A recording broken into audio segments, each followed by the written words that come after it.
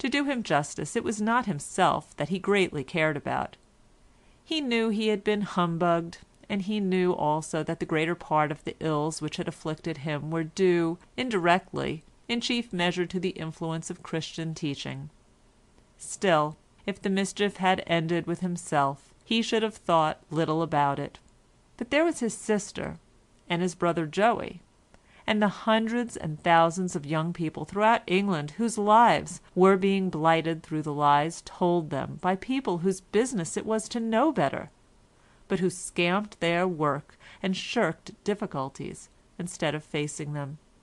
It was this which made him think it worth while to be angry, and to consider whether he could not at least do something towards saving others from such years of waste and misery as he had had to pass himself. If there was no truth in the miraculous accounts of Christ's death and resurrection, the whole of the religion founded upon the historic truth of those events tumbled to the ground. "My," he exclaimed, with all the arrogance of youth, "they put a gypsy or fortune-teller into prison for getting money out of silly people who think they have supernatural power. Why should they not put a clergyman in prison for pretending that he could absolve sins, or turn bread and wine into the flesh and blood of one who died 2000 years ago? What," he asked himself, "could be more pure hanky-panky than that a bishop should lay his hands upon a young man and pretend to convey to him the spiritual power to work this miracle?" It was all very well to talk about toleration. Toleration, like everything else, had its limits. Besides, if it was to include the bishop, let it include the fortune-teller too. He would explain all this to the Archbishop of Canterbury by and by, but as he could not get hold of him just now, it occurred to him that he might experimentalize advantageously upon the viler soul of the prison chaplain. It was only those who took the first and most obvious step in their power who ever did great things in the end. So one day, when Mr. Hughes, for this was the chaplain's name, was talking with him, Ernest introduced the question of Christian evidences, and tried to raise a discussion upon them. Mr. Hughes had been very kind to him, but he was more than twice my hero's age, and had long taken the measure of such objections as Ernest tried to put before him. I do not suppose he believed in the actual objective truth of the stories about Christ's resurrection and ascension any more than Ernest did, but he knew that this was a small matter, and that the real issue lay much deeper than this. Mr. Hughes was a man who had been in authority for many years, and he brushed Ernest on one side as if he had been a fly.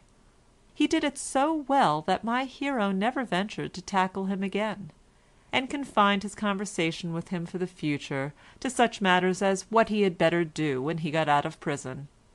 And here Mr. Hughes was ever ready to listen to him with sympathy and kindness. Chapter 66. Ernest was now so far convalescent as to be able to sit up for the greater part of the day. He had been 3 months in prison, and though not strong enough to leave the infirmary, was beyond all fear of a relapse. He was talking one day with Mr. Hughes about his future, and again expressed his intention of emigrating to Australia or New Zealand with the money he should recover from Pryer.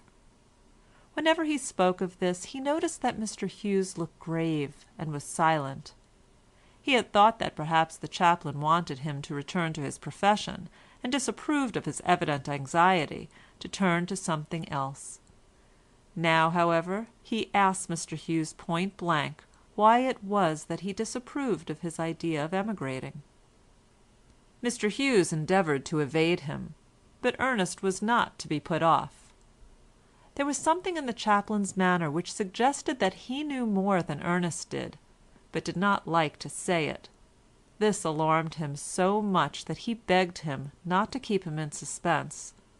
After a little hesitation, Mr. Hughes, thinking him now strong enough to stand it, broke the news as gently as he could that the whole of Ernest's money had disappeared.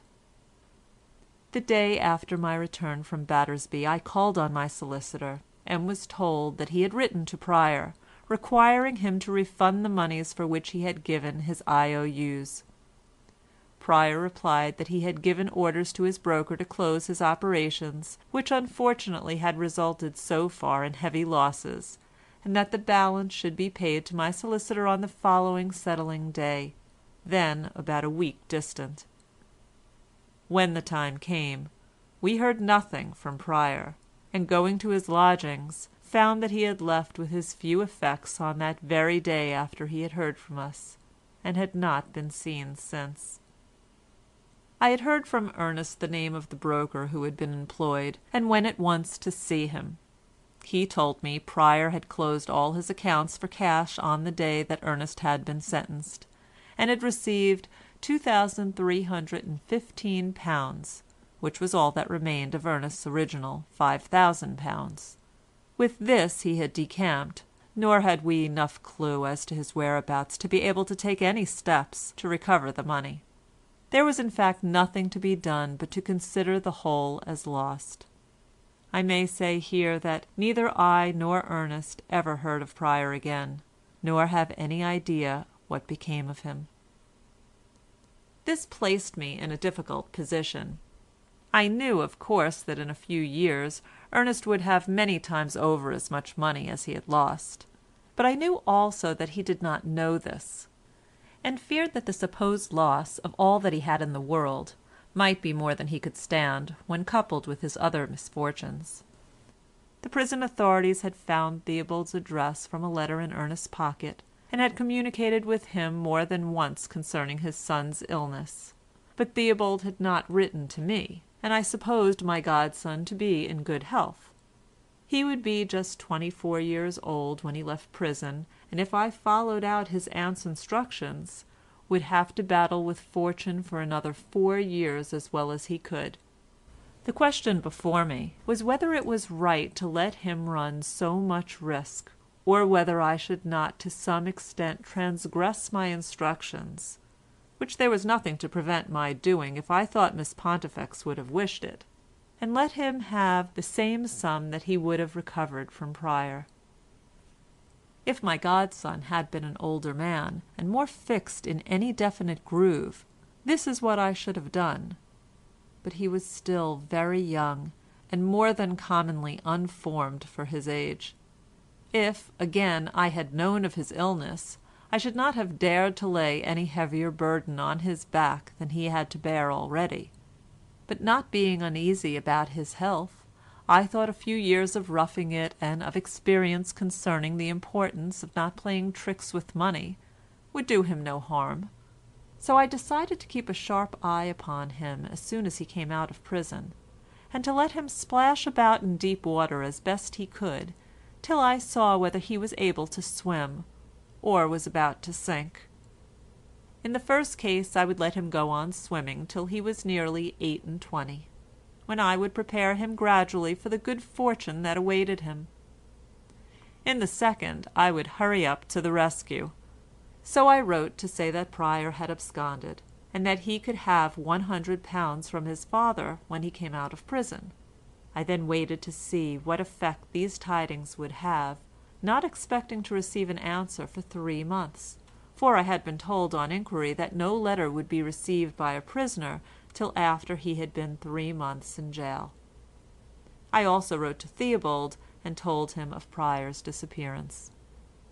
As a matter of fact, when my letter arrived, the governor of the jail read it, and in a case of such importance would have relaxed the rules if Ernest's state had allowed it. His illness prevented this, and the governor left it to the chaplain and the doctor to break the news to him when they thought him strong enough to bear it, which was now the case. In the meantime I received a formal official document saying that my letter had been received and would be communicated to the prisoner in due course. I believe it was simply through a mistake on the part of a clerk that I was not informed of Ernest's illness, but I heard nothing of it till I saw him by his own desire a few days after the chaplain had broken to him the substance of what I had written. Ernest was terribly shocked when he heard of the loss of